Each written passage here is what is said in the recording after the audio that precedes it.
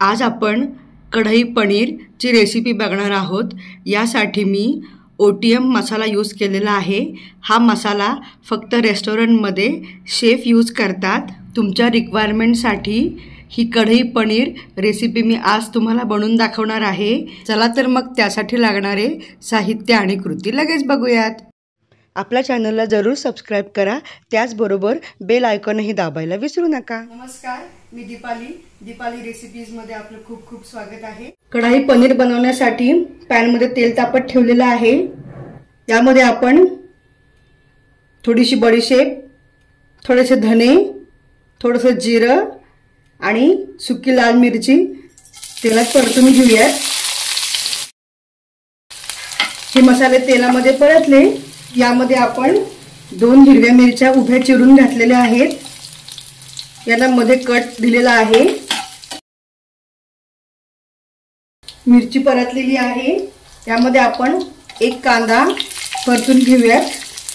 हा अशा प्रकारे स्क्वेअर मध्ये कट केलेला आहे।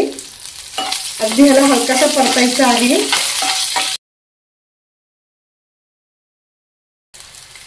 यानंतर 1 ढोबळी सुद्धा मी स्क्वेअर मध्ये कट करून घेतलेली आहे। ही ढोबळी सुद्धा आपण या तेलावरती परतून घेऊयात।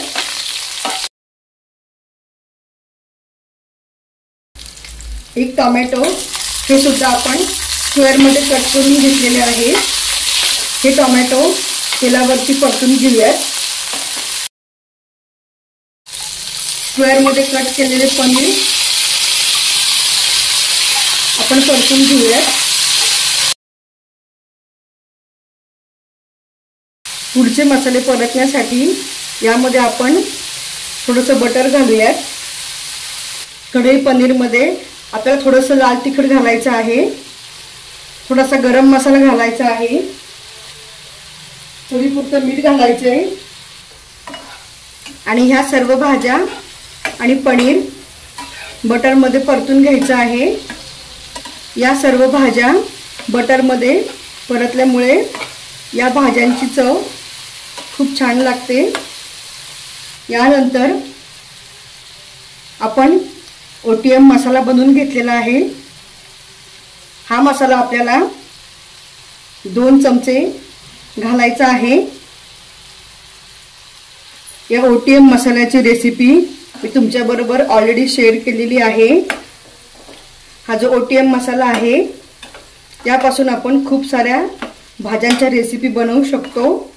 या OTM मसाल्याची लिंक मी डिस्क्रिप्शन बॉक्स मध्ये दिलेली आहे, ती तुम्ही चेक करा। मसाला परतलेला आहे। सर्व मसाले व्यवस्थित परतलेले आहेत।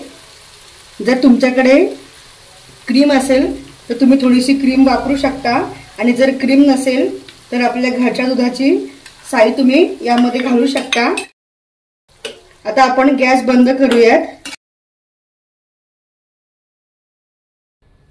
आणि गार्निशिंग साठी वरून कोथिंबीर घालूयात। OTM मसाल्यामुळे ही भाजी अतिशय छान होते। तुम्ही ही भाजी घरी जरूर बनवा आणि कमेंट मध्ये मला नक्की कळवा। व्हिडिओ आवडल्यास कमेंट करा, त्याचबरोबर चॅनलला लाईक, शेअर आणि सबस्क्राइब करायला विसरू नका।